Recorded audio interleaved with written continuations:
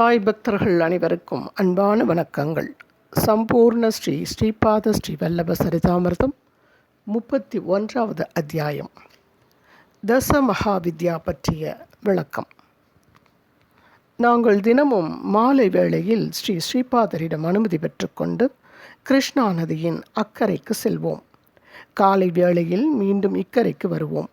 ஸ்ரீ மகாகுருவின் பிரசாதமாக நாங்கள் புது யோக விஷயங்கள் மற்றும் பல தெய்வீக இரகசியங்களையும் கற்றுக்கொண்டிருந்தோம்.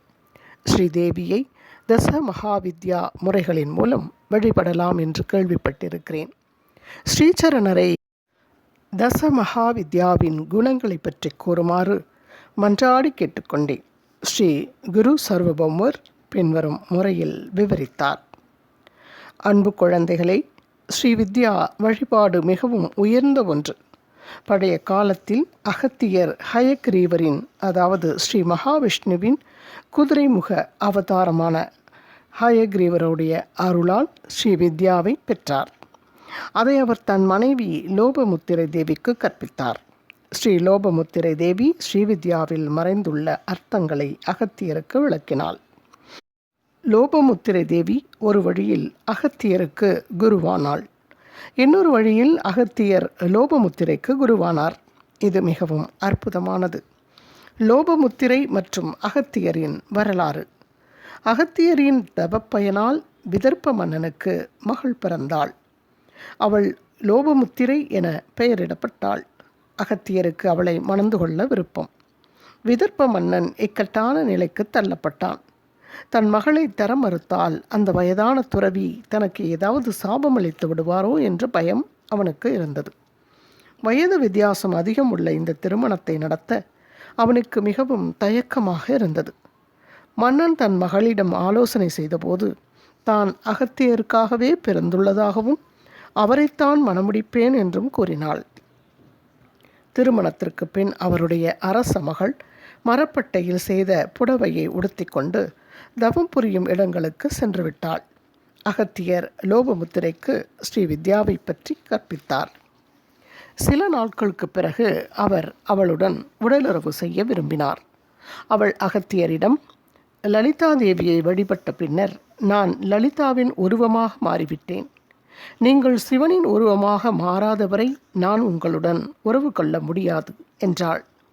அகத்தியர் கடுந்தவம் புரிந்து சிவனின் ஸ்வரூபத்தை அடைந்து மீண்டும் அவளிடம் உறவு கொள்ள கேட்டார்.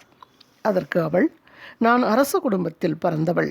என்னிடம் சத்திரிய பெண்களுக்கு தேவையான பட்டு துணி, ஆபரணங்கள் மற்றும் அனைத்து வகையான செல்வங்கள் இல்லாத போது உங்களுடன் உறவு கொள்வதற்கு சாத்தியமில்லை. ஆகவே நான் கூறிய பொருட்செல்வங்கள் அனைத்தும் கிடைக்காவிட்டால் என்னுடன் உறவு கொண்டு தாம்பத்தியத்தை அனுபவிப்பது சரியாக இருக்காது. அது மட்டுமல்ல, நீங்களும் பட்டு துணி உடுத்தி விலை உயர்ந்த ஆபரணங்களை அணிந்து கொண்டு வாசனை திரவியங்களை பூசிக்கொள்ள வேண்டும். பின்னர்தான் என்னுடன் இன்பம் அனுபவிப்பது முறையாக இருக்கும் என்றாள். அதிகமான பணம் சம்பாதிக்க அகத்தியர் இவ்வளன் என்ற ஒரு அரக்கனிடம் சென்று ஒரு வித்தையின் மூலம் அவன் சகோதரன் வாதாபியை ஜீரணித்தார். அந்த அரக்கனிடம் இருந்த மிகுந்த செல்வத்தை பெற்றார். அகத்தியர் தன் மனைவியின் விருப்பங்களை நிறைவேற்றிய பின்னர் நற்குழந்தைகளை பெற்றார். இல்வலன் மற்றும் வாதாபி இருவரும் சகோதரர்கள். வாதாபி ஆடு உருவம் எடுப்பான். இல்வலன் அந்த ஆட்டை கொன்று விருந்தினர்களுக்கு உணவாக படைப்பான். விருந்தினர்கள் உண்ட பின்னர் இல்வலன் வாதாபியை வெளியே வருமாறு அழைப்பான். வாதாபி விருந்தாளிகளின் வயிற்றை கிழித்து கொண்டு வெளியே வருவான். பின்னர் 2 அரக்கர்களும் இறந்தவர்களை உணவாக உண்பார்கள். அகத்தியர் ஆட்டின் மாமிசத்தை உண்ட பின்னர் இல்வலன் வாதாபியை வெளியே வருமாறு அழைத்த போதும் ஜீரணம் ஜீரணம் வாதாபி ஜீரணம் என்று அகத்தியர் கூறினார். அகத்தியர் விருப்பப்படியே வாதாபி ஜீரணமானான். இல்வலன் அகத்தியருக்கு சத்தியம் செய்தது போலவே பெருந்தொகை கொண்ட பணத்தை அவரிடம் அளித்தான். வாதாபி மற்றும் இல்வலனின் அச்சுறுத்தலிலிருந்து மக்கள் மீண்டனர்.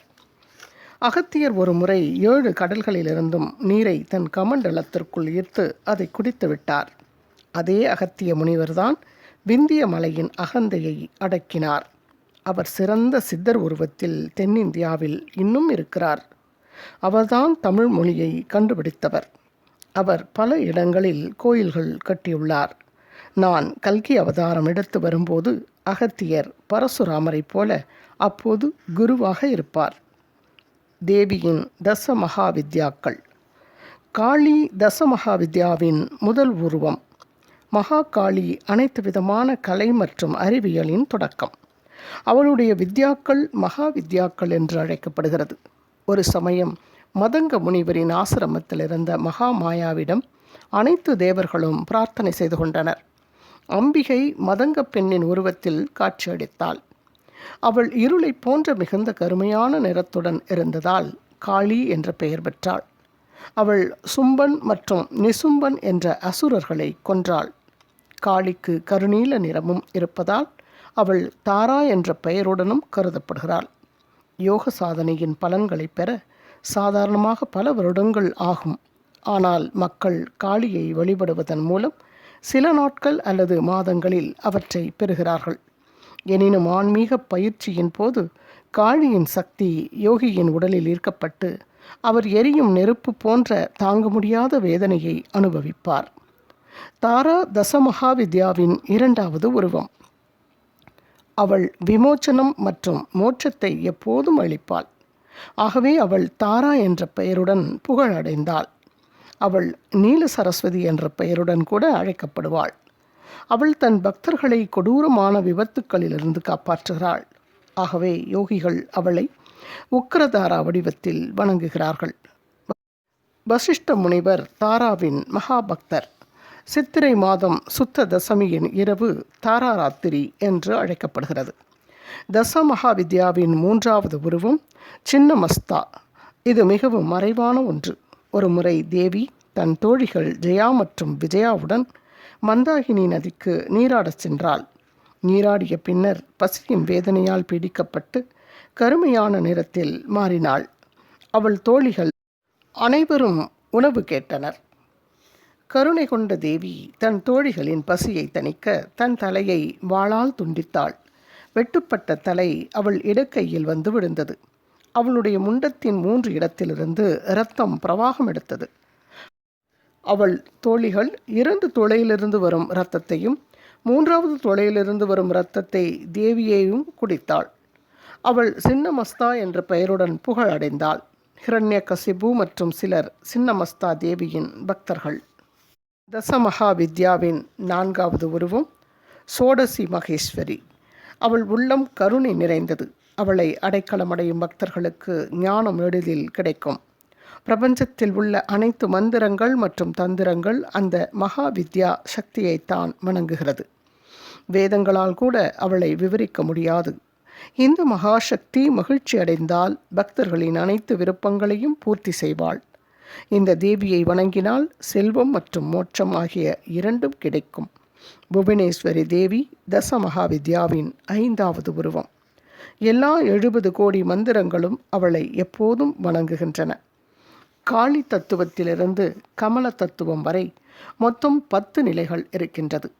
வெளிப்பாடு இல்லாத புவனேஸ்வரி தேவி அவற்றிலிருந்து தன்னை வெளிப்படுத்தி கொண்டு பிரம்மாண்ட வடிவத்தை எடுத்துக்கொள்கிறாள். பிரளயத்தின் போது அவளுடைய காளி உருவம் மெதுவாக கமலத்திலிருந்து, அதாவது வெளிப்படையாக இருக்கும் பிரபஞ்சத்திலிருந்து விதை உருவத்திற்கு உருமாறும். ஆகவே அவள் காலத்தின் ஜென்மத்தாத்ரி என்று அழைக்கப்படுகிறாள். திரிபுர பைரவி தசமகாவித்யாவின் 6வது உருவம். காலத்தின் சிறப்பான நிலையினால் ஏற்படும் சூழ்நிலைகளை தணிக்கும் சக்தி திரிபுர பைரவி என்று அழைக்கப்படும். இந்த திரிபுர பைரவி ஸ்ரீ நரசிம்மரிடமிருந்து பிரிக்க முடியாத சக்தி என்று கூறப்படுகிறது. படைப்பில் எப்போதும் மாறுதல்கள் நடைபெறும். அவற்றிற்கு ஈர்ப்பு மற்றும் விலக்கு ஆற்றல்தான் அடிப்படை காரணம். இது ஒரு இடைவிடாத செயல்முறை. இரவு நேரத்தில் திரிபுர பைரவி காலராத்திரி என்று அழைக்கப்படுவாள். பைரவருக்கு காலபைரவர் என்று பெயர். என்னுடைய அடுத்த அவதாரமான ஸ்ரீ நரசிம்ம சரஸ்வதி அவதாரம் மேலே குறிப்பிடப்பட்டுள்ள 2 தனித்துவமான பண்புகளின் கலவையாக இருக்கும். சிறந்த யோகிகளுக்கு அது திரிபுர பைரவி மற்றும் காலபைரவர் அவதாரமாக இருக்கும். தூமாவதி தசமகாவித்யாவின் 7வது அவதாரம். இந்த தூமாவதி வேறு யாருமல்ல, உக்கிரதாராதான். அவளை தஞ்சமடைந்தால் அனைத்து பேரிடர்களும் அழிந்து எல்லா செல்வங்களும் கிடைக்கும். எல்லா விதமான சிக்கலான பிரச்சனைகளையும் அவள் அழித்து விடுவாள் என்று கிரந்தங்களில் குறிப்பிடப்பட்டுள்ளது. இருப்பினும் உயிரினங்களின் துயரமான நிலைகளான பசி மற்றும் தாகம், சண்டை மற்றும் ஏழ்மைக்கும் அவள்தான் காரணம். அவளுடைய அருளால் அனைத்து விதமான கஷ்டங்களும் தூரம் சென்றுவிடும். பகலாமுகி தசமகா வித்யாவின் 8வது உருவம். நாடு மற்றும் சமுதாயத்தில் ஏற்படும் துயரங்கள் அகலவும், உலகத்தில் ஏற்படும் இயற்கை பேரழிவுகளை அகற்றவும், எதிரிகளை அடக்கவும் இந்த அன்னையை வணங்க வேண்டும். ஸ்ரீ பிரம்மா பகலா தசமுகா வித்யாவின் முதல் மற்றும் முதன்மையான பக்தர். ஸ்ரீ விஷ்ணு மற்றும் பரசுராமரும் பகலாமுகி தேவியின் பக்தர்கள்தான். பல காலங்களுக்கு திருமலையில் உள்ள வெங்கடேஸ்வரரின் சிலை பகலாமுகியாக வணங்கப்பட்டு வந்தது. மாதங்கி தசமகாவித்யாவின் 9வது உருவம். ஒரு கிரகஸ்தனுக்கு சுகமான வாழ்க்கை மற்றும் 4 புருஷார்த்தங்களையும் அளிக்கும் வல்லமை பெற்றவள். அவள் மதங்க முனிவரின் மகள். கமலாலயா 10வது தசமகாவித்யா. அவள் செல்வச் செழிப்பின் அடையாளம். அவளை பார்க்கவர் வணங்கியதால் பார்க்கவி என்று அழைக்கப்பட்டாள். அவளுடைய கருணையால் ஒருவர் நில அதிபதியாகி உயர்ந்த புகழை பெறலாம். அவள் சிறந்த மிகுதியான பொருள் செல்வத்தின் அடையாளம். அவள் பத்மாவதி தேவி என்றும் அழைக்கப்படுகிறாள்.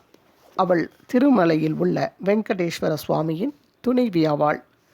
என் அருமை குழந்தைகளே, தசமகாவித்யாவின் குணங்களை ஒவ்வொரு நாளும் எவ்வளவு கற்பிக்க வேண்டும் மற்றும் யாரால் கற்பிக்கப்பட வேண்டும் என்பதை முடிவு செய்து கற்பிக்கிறேன். தசமகாவித்யாவின் உருவகமான அனகாதேவி மற்றும் அவள் இறைவன் அனகாவை எவர் வணங்குகிறார்களோ அவர்களின் குழந்தைகளின் அருளான அஷ்டமா சித்திகள் அவர்களுக்கு அருளப்படும். ஒவ்வொரு மாதமும் வரும் பகுலாஷ்டமியின் போது அனகாஷ்டமி மேற்கொண்டால் உங்களுடைய அனைத்து விருப்பங்களும் நிறைவேறும். சங்கர்பட் எவர் ஒருவர் நீ எழுதும் ஸ்ரீ ஸ்ரீபாத ஸ்ரீ வல்லப சரிதாமிர்தத்தை பாராயணம் செய்தவுடன் வளர்ப்பிறை அல்லது தேய்பிறை அஷ்டமி அன்று அனகாஷ்டமி விரதத்தை கடைபிடித்து 11 பேருக்கு உணவளித்தாலோ அல்லது தத்த கோவிலுக்கு நன்கொடை அளித்தாலோ அவர்கள் உடனடியாக பலனடைவார்கள். சரிதாமிர்தத்தை பக்தியுடன் பாராயணம் செய்வதால் கிடைக்கும் பலாபலன். ஸ்ரீ ஸ்ரீபாத ஸ்ரீ வல்லப சரிதாமிர்தம் வெறும் புத்தகம் என்று எண்ணாதி. அது தனிச்சிறப்பான சைதன்யத்தின் உயிரோட்டமுள்ள ஓடை. அதை பக்தியுடன் பாராயணம் செய்தால் அதன் எழுத்துக்களில் உள்ள வலிமை என் மனதில் சைதன்யத்தில் பாயும். உனக்கு தெரியாமலேயே என்னுடன் உனக்கு தொடர்பு இருப்பதால் உன்னுடைய சரியான விருப்பங்கள் என்னுடைய கருணையினால் நிறைவேறும். இந்த புத்தகத்தை உங்கள் பூஜை அறையில் வைத்திருந்தாலே அது புனிதமான அதிர்வலைகளை ஏற்படுத்தும். துரதிர்ஷ்டம் மற்றும் இருள் நிறைந்த ஆவிகளின் சக்திகள் அகன்று சென்றுவிடும். எவர் ஒருவர் தெரிந்தோ தெரியாமலோ ஸ்ரீ ஸ்ரீபாத ஸ்ரீ வல்லப சரிதாமிர்தத்தை ஏசினாலோ அல்லது விமர்சனம் செய்தாலோ அவர்கள் பல பிரிவுகளில் சேர்த்து வைத்த நல்வினைகள் பறிக்கப்பட்டுவிடும். தர்ம தேவதைகள் நற்செயல்களினால் கிடைக்க பலன்களை கொஞ்சம் கொஞ்சமாக எடுத்து தகுதியான ஏழை மக்களிடம் விநியோகித்து விடுவார்கள். இந்த வழியில்தான் நீங்கள் ஏழையாகவும் ஏழை பணக்காரனாகவும் மாறுகிறார்கள். இந்த புத்தகத்தில் உள்ள ஒவ்வொரு வார்த்தையும் உண்மை என்று நான் சத்திய பரிமாணம் செய்கிறேன். அது அதற்கே தரப்படி நிலையாக இருக்கும். இதை துஷ்பிரயோகம் அல்லது விமர்சனம் செய்வோரிடம் குவிந்துள்ள செல்வங்கள் படிப்படியாக பறிக்கப்பட்டு கடைசியில் ஏழையாக ஆகிவிடுவான். வறுமையின் வலி விலக வேண்டுமென்றால் இந்த புத்தகத்தை பக்தி சிரத்தையுடன் பாராயணம் செய்ய வேண்டும். வெற்றி வெற்றி. ஸ்ரீ ஸ்ரீபாத ஸ்ரீ வல்லபருக்கு வெற்றி. இத்துடன் இந்த அத்தியாயம் நிறைவு பெறுகிறது. மீண்டும் அடுத்த அத்தியாயத்தில் உங்கள் அனைவரையும் சந்திக்கின்றேன். சாந்தி வெங்கடாச்சலம். குரு வாழ்க, குருவே துணை. ஸ்ரீபாத ராஜம் சரணம் பிரபத்யே.